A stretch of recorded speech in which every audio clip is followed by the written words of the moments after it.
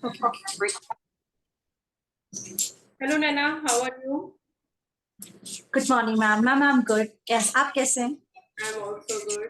So how was your journey? जब से आप उसने स्टार्ट किया था फिर द सिलेक्शन कैसा क्या चीजें आप चेंजेस महसूस कर रहे हो? मैम चेंजेस तो अभी लाइक अचीवमेंट वाला लोग थोड़ा सा सक्सेस लग रहा है, like something goals have been achieve. Blessings लग रही है मैम भगवान की एंड सबकी, फ्रेंड्स फैमिली सबकी ब्लेसिंग्स लग रही हैं और अच्छा महसूस हो रहा है ना Okay. कि लग रहा है आप कि मैम लाइक जिस चीज के लिए मेहनत कर रहे थे वो सब कुछ गोल्स अचीव हुए हैं। That's very good. आप अपने बारे में कुछ बताइए, जैसे कि आप प्रैक्टिस भी करते थे अहमदाबाद में, तो थोड़ा सा अपने बारे में बताइए कि कैसे क्या आपकी जर्नी रही है। मैम 2013 में मैंने क्वालिफाई किया था एज अ कंपनी सेक्रेटरी और उसके बाद मैंने एलएलबी ज्वाइन किया था और 2016 में मेरा एलएलबी कंप्लीट हुआ और उसके बाद मैम 2019 तक मैं एज अ सीएस प्रैक्टिस में रही। 2019 में मैम जब मैंने तैयारी करने के लिए सोचा तो मैंने अपने आप को बार काउंसिल ऑफ इंडिया में रजिस्टर कराया और तब से अपनी तैयारी में लग गई। तो मैम 2020 में मेरे को मतलब लगा कि बिहार स्टेट की जुडिशरी की वैकेंसी आई है, तो I focus my self towards the judiciary preparation only और मैंने फोकस किया और तैयारी शुरू कर दी। वास्ट सिलेबस है तो मैम टाइम लगता है उसके साथ और बीन इन दैट के मैम मैं मतलब थोड़ा थोड़ा अपना प्रैक्टिस का वर्क अपने सीएस का भी देखती रहती थी और साथ ही साथ में मैं साइमल्टेनियसली काम भी किया। 2022 में मैम मेरे को अपॉर्चुनिटी मिली थी कि honourable high court of Gujarat में ma'am as a legal researcher मैं अपॉइंट हुई थी और टिल अक्टूबर में यहाँ पे काम किया।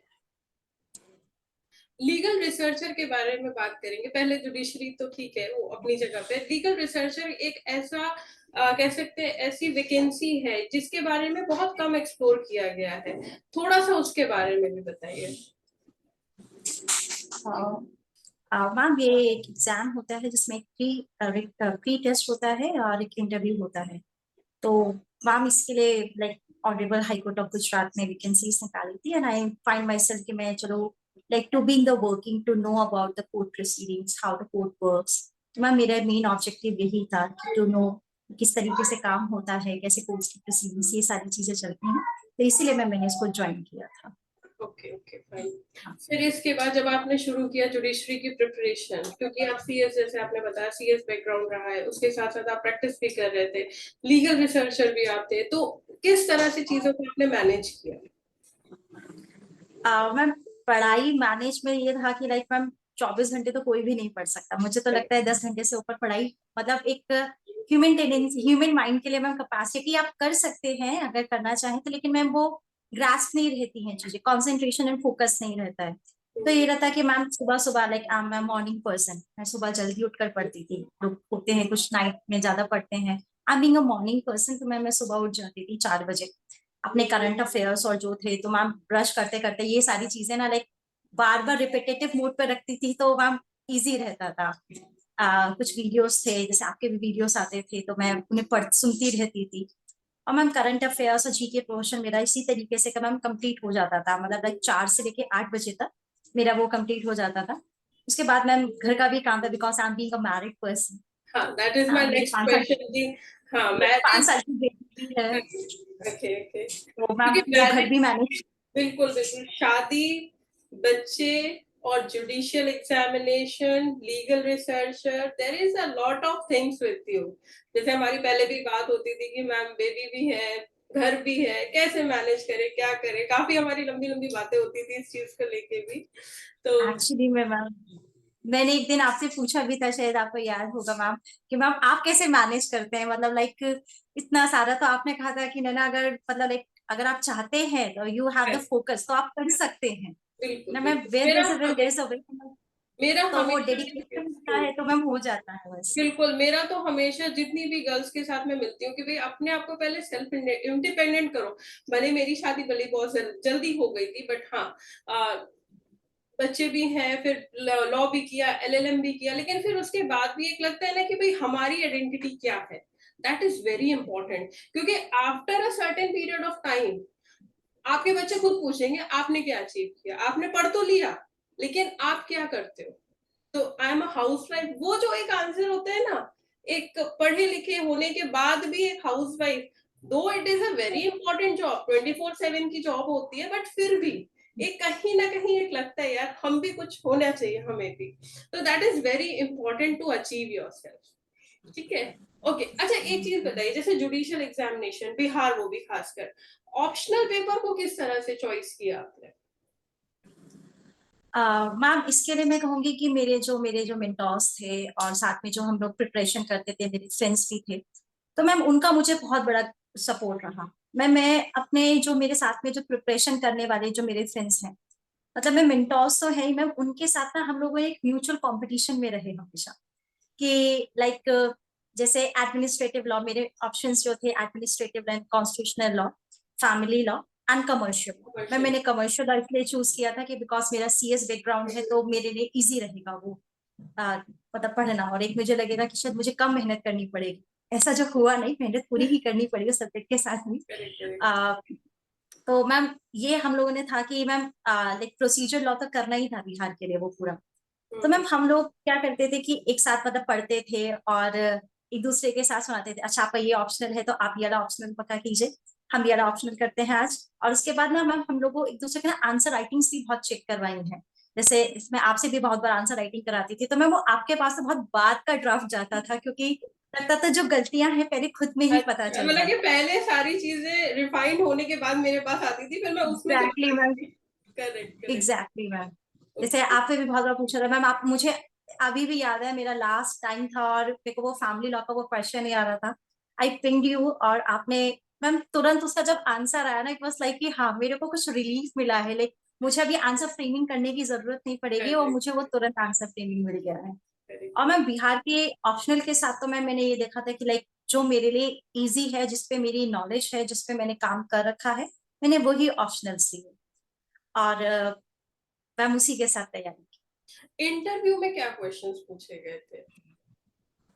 मैम मेरा इंटरव्यू ऑलमोस्ट 17 to 18 मिनट्स का था, ओके दैट और was okay. And almost 20 to 21 questions मुझसे पूछे गए थे। जितने इट वाज क्वेश्चंस लाइक पता याद है इस टाइम पे रिकॉल कर पा रहे हो, वो सारे क्वेश्चंस बताओ। ओके। मैम सबसे पहले तो लाइक मेरे पूछा गया था, जो सी मेरी एंट्री जो क्वेश्चन थी कि यू आर फ्रॉम गाजियाबाद, तो अपने एलएलएम को एलएलबी कहाँ से किया है, तो मैंने अपने कॉलेज के बारे में बताया।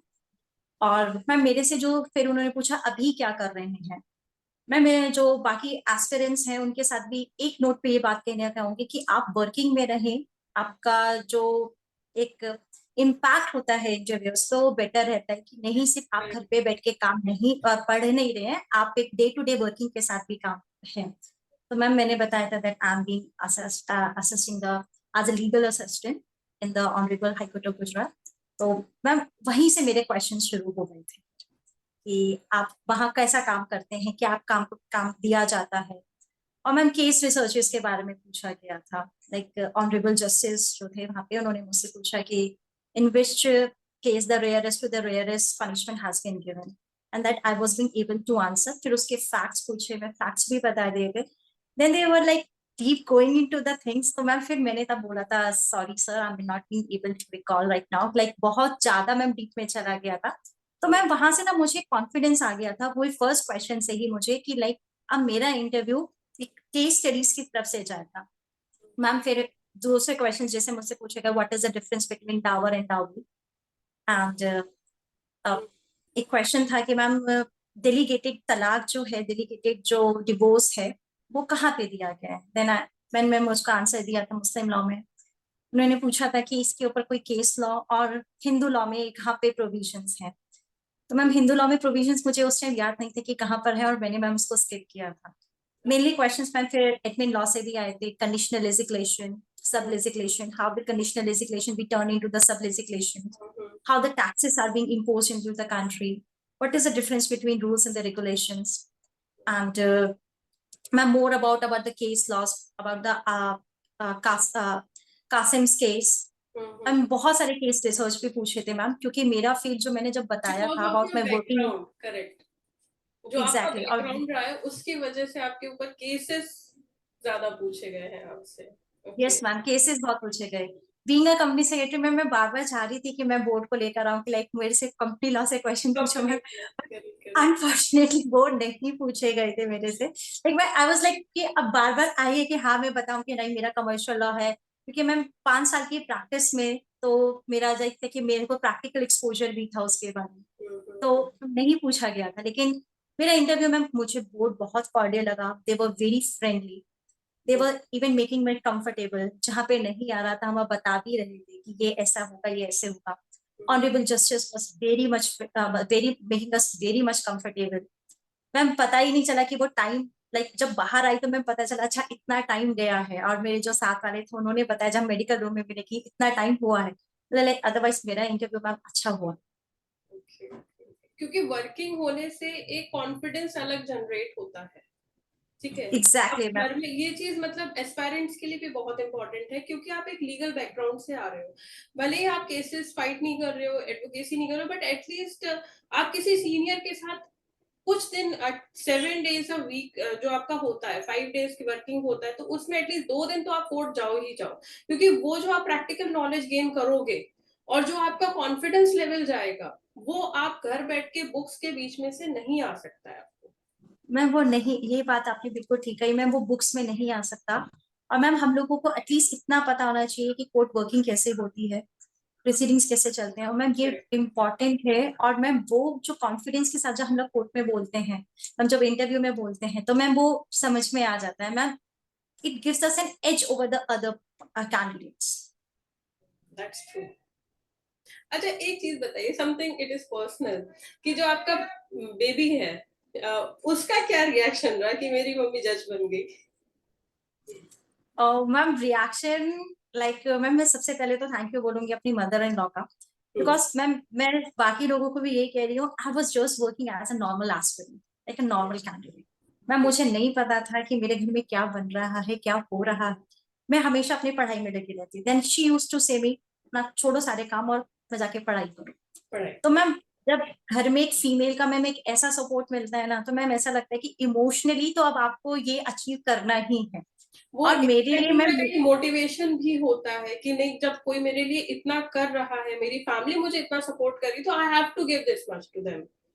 एग्जैक्टली मैम, क्योंकि मैम मैंने कभी ना ऐसा देखा नहीं, मैंने सुना भी नहीं है कि मैम मदर सबके करते हैं, लेकिन मदर इन लॉ अगर आपको इतना सपोर्ट कर रहे हैं ना, तो आपके अंदर ना मैम एक डबल एनर्जी आती है। Plus when you see that you are not giving time to your child, not giving time enough time to your kid, ma'am वो शायद 10 times एनर्जी लेकर आता है कि now right now I am taking his और her time, लेकिन मुझे बाद में वही इन्वेस्टमेंट के साथ इसको देना है। करेक्ट तो करेक्ट। मैम वो मेरे लिए बहुत बड़ी एनर्जी थी। और कैंडिडेट्स के हिसाब से जिस हिसाब से मैं तैयारी कर रही थी, मैं मेरी बेटी का रिएक्शन हमेशा वो ये रहता था कि मम्मी आप कब जज बनोगे, कि मैम वो शी इज 5 years old, तो वो इतनी अंडरस्टैंडिंग है कि मेरी मम्मी पढ़ रही है। और मैं वो बहुत बार मैं घर में जो पढ़ रही होती थी, मैं कहती थी नहीं बेटा बात नहीं करनी है, मैं वो अलग चुप रह जाती थी और चुप बिल्कुल होके नहीं आप पढ़ो। और मैम उसका रिएक्शन ये था कि नाउ मेरी मम्मी अब जज बन गई है, और she will sit on a dais, and बहुत प्राउड फील किया मैम उसने, बहुत प्राउड। अच्छा एक और एक टाइम कभी कभी आता होगा ना, कि जैसे मेरे पास भी बहुत सारे स्टूडेंट्स हैं, मैरिड हैं, तो उनको ये लगता है कि मैम जैसे अभी बिहार एपीओ का जैसे पता होगा कि एग्जाम है 12 से 15 के बीच में, तो जी मैम जी। दिवाली भी है, मैरिज सीजन भी स्टार्ट हो गया है, फिर इसके बाद कैसे मैनेज करे, घर कोई पे कोई समझने को रेडी नहीं है, तो मतलब इतना प्रेशर उनके ऊपर होता है, तो आप कैसे समझाओगे उनको, क्या कहना चाहोगे इसके रिगार्डिंग? मैम ये बात तो है कि मैम एक दिन नहीं होता कि हम लोगों को ये नहीं लगता कि नहीं हुआ तो क्या होगा, वो तो मैम वो फीलिंग हमेशा रहती है। अपार्ट फ्रॉम दैट मैम 3-4 दिन जब जैसे ये बात मैम सभी कैंडिडेट्स के साथ आती है, चाहे वो मेल हो या फीमेल हो, फीमेल्स के साथ ज्यादा आती है मैम जो मैरिड है, कि मैम सोशल ऑब्लिगेशंस भी होते हैं, कोई घर में आएगा तो आपको अटेंड करना पड़ता है हाँ उनको, बिल्कुल आपको बिल्कुल भी बिल्कुल। जाना पड़ता है वहां पे। और मैम 5-6 दिन हम लोगों के ऐसे निकल जाते हैं मैम, पता ही नहीं चलता कि कहाँ निकल गए। उसके बाद जो मैम 5-6 दिन के बाद का वो जो गिल्ट होता है प्रेशर। ना, प्रेशर प्लस एक कि हमने पढ़ाई नहीं करी, और कहीं ना कहीं हमारे जो कॉम्पिटिटर्स हैं वो इस टाइम हमसे आगे हैं, आगे क्योंकि चलते। मैम ये वो कंपटीशन है जहाँ पे सिर्फ हमारी मेहनत हमारे लिए मायने नहीं रखती, हमारे कॉम्पिटिटर्स कितनी मेहनत कर रहे हैं क्योंकि मैम कट थ्रोट कंपटीशन है, वो भी मायने रखता है। तो मैम उसके साथ बस मैंने ये किया था कि सुबह मैम जैसे चाहे दिवाली भी हो, सुबह मैम सुबह उठ के एटलीस्ट मुझे 2 आवर्स या 2 to 3 आवर्स तो देने ही है। क्योंकि मैम सुबह का काम ऐसा टाइम होता है कि कोई नहीं आपको डिस्टर्ब करेगा। आपको 4 बजे नहीं, आप 3 बजे उठिए, उसको मैनेज कीजिए, थोड़ा सा पढ़िए। और उसके बाद में एक्स्ट्रा एनर्जी, मुझे लगता है कि जब आप एक 5-6 दिन का ब्रेक ले लेते हैं तो में एक एक्स्ट्रा एनर्जी आ जाती है, जिसके साथ ना आप रिवर्ट बैक होकर अच्छे से और एनर्जी के एक साथ पढ़ सकते ज्यादा हैं, किक के फोकस साथ हो। फिर आप वापस आते हो।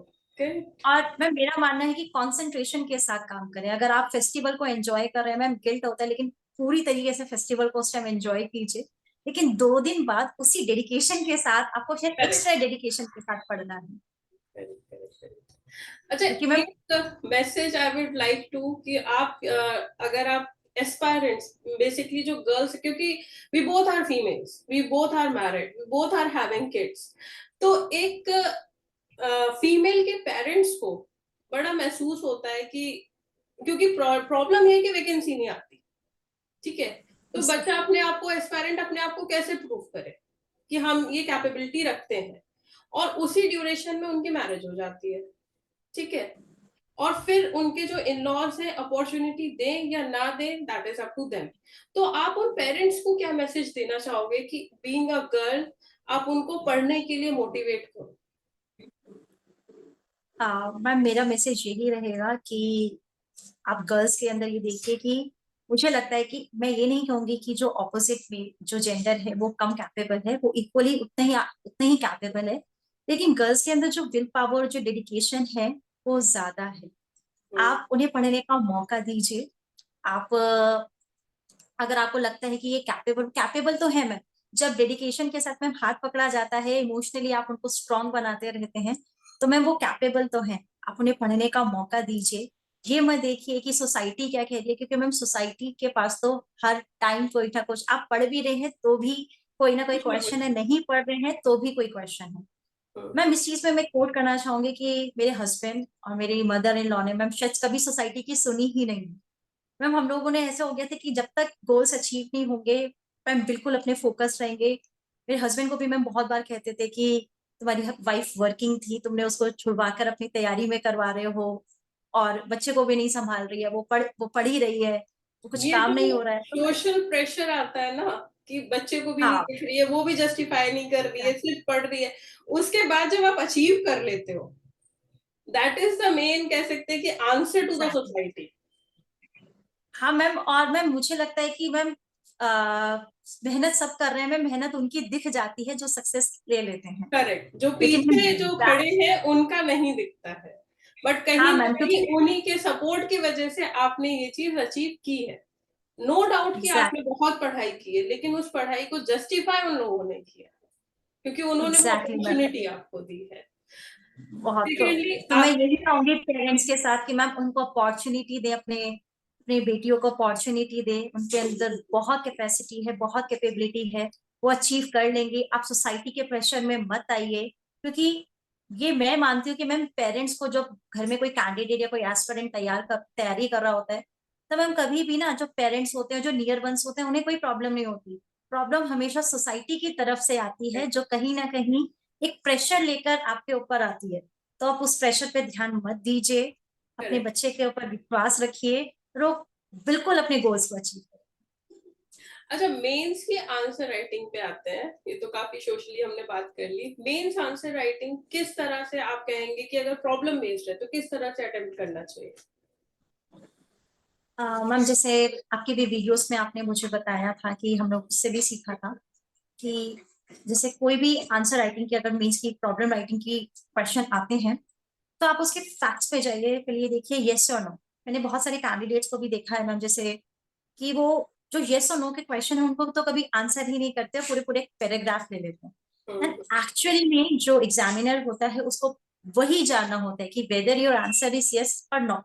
कि मैम जब हम लोग एक जुडिशरी ड्राइव्स पे भी बैठेंगे, तो मैम हमारे आंसर सिर्फ एक होंगे, कभी भी वो न्यूट्रल नहीं होंगे, कि वो करेक्ट। दोनों को कान से वाले आंसर नहीं होंगे। ये चीज तो मैं मैम पहले हमेशा वीडियो में बताती हूँ कि भाई प्रॉब्लम बेस्ड फर्स्ट लाइन में बता दो यस और नो, उसके बाद यस आप डिबेट कर दो। यस, ये चीज। यस और नो, उसके बाद की फैक्ट्स क्या है, उसके हम उसको लॉ के साथ कैसे एप्लीकेबिलिटी ले रखे हैं, उसके ऊपर लॉ क्या है, एंड एंड में जो आप कंक्लूजन देना चाहते हैं या व्यू पॉइंट्स क्या है उनको लिखिए। प्रॉब्लम बेस्ड क्वेश्चन में कभी भी आप ये मत देखिए कि आपने कितना बड़ा लिखा है, हमेशा आपके फैक्ट्स प्रॉपर होने चाहिए और एप्लीकेबिलिटी ऑफ द लॉ जो उसके साथ है वो प्रॉपर लगनी चाहिए। अच्छा, एक and there should be not beating about the bush. जो करेक्ट प्रॉब्लम बेस्ड क्वेश्चन में होती है वो बीटिंग अबाउट बुश कभी नहीं होना चाहिए कि आप बार बार उसी सेंटेंस को लिखें। करेक्ट। अच्छा, एक क्वेश्चन जो एस्पायरेंट्स का सबसे ज्यादा होता है कि 5 नंबर के क्वेश्चन में कितना लंबा आंसर लिखें, 10 नंबर में कितना लंबा लिखें और 20 में कितना लंबा लिखें। तो ये आप आंसर करो क्योंकि आपने एग्जाम क्लियर किया है।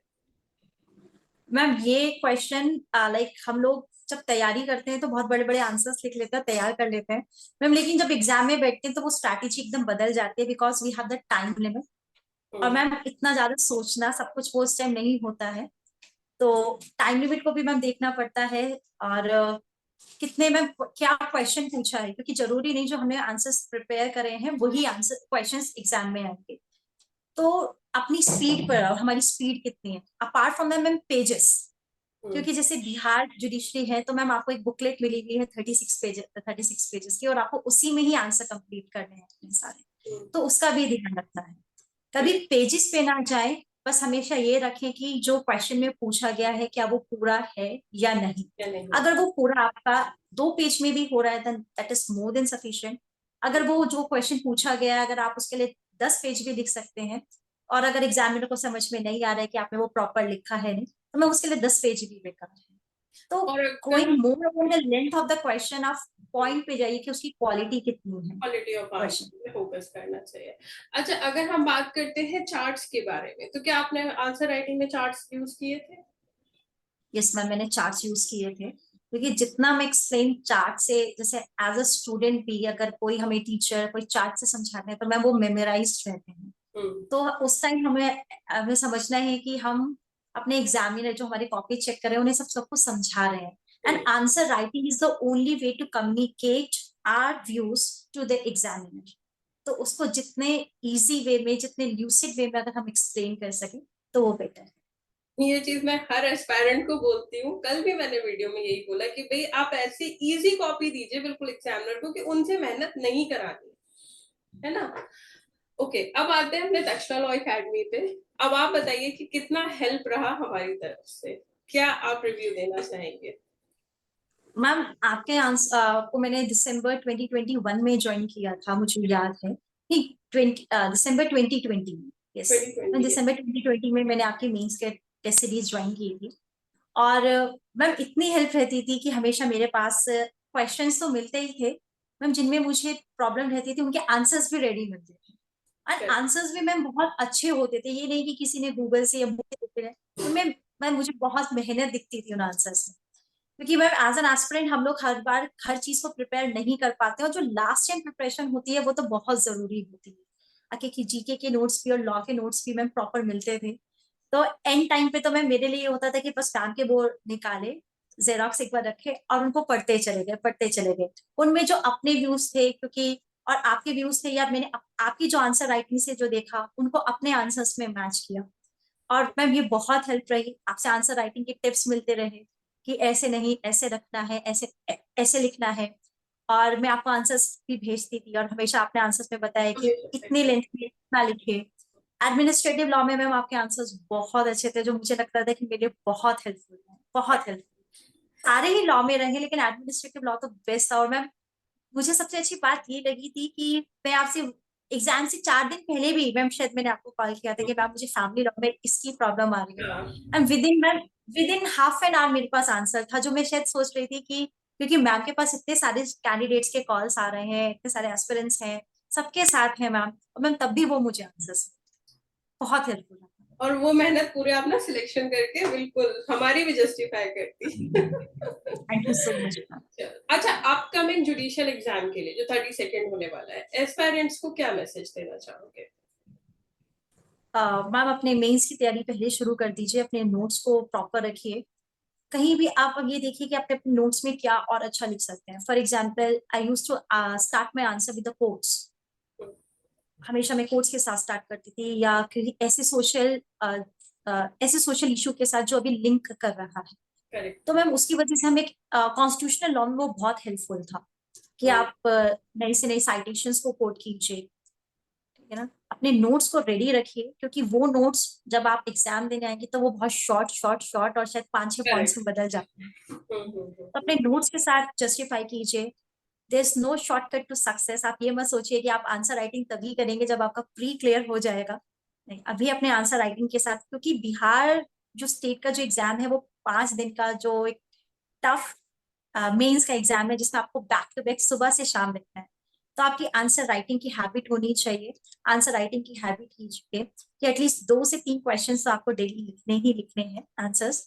और अपनी जीके पे ध्यान दीजिए, क्योंकि आप जीके जैसी चीज के साथ स्किप नहीं कर सकते कि नहीं अभी नहीं, अभी तो वैकेंसी दूर है, हम लोग बाद में देख लेंगे। हाँ, वो एक वैकेंसी जब बहुत आती है, करेक्ट लॉस हो जाता कंसिस्टेंसी को बहुत मेंटेन कीजिए, क्योंकि जुडिशियल एग्जामिनेशन में सबसे ज्यादा जो मुझे चैलेंजिंग लगता है to maintain the consistency.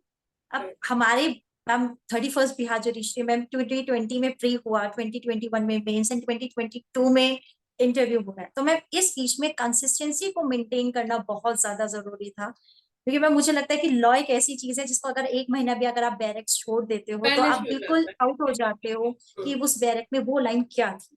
Correct तो करेक्ट। उसके साथ थोड़ा कमांड रखिए, कंसिस्टेंसी को रखिए। जरूरी नहीं अगर आपका पढ़ना ही कर रहा है मन, तो एक दिन के लिए पढ़ाई छोड़ दीजिए, लेकिन सेकेंड डे आप उससे ज्यादा एनर्जी के साथ पढ़ाई कीजिए, ठीक है ना। आप फेस्टिवल्स एंजॉय कीजिए, लेकिन उसके साथ पढ़ाई भी पूरी कीजिए। चलिए नैना जी, अच्छा लगा आपसे बात करके, and secondly congratulations once again. आपकी बेटी है थैंक क्या? यू। हाँ मैम बेटी बुला है। लीजिए। बुला लीजिए।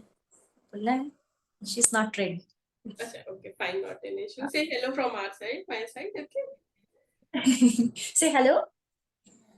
हाँ, you know she is not, she is not actually well.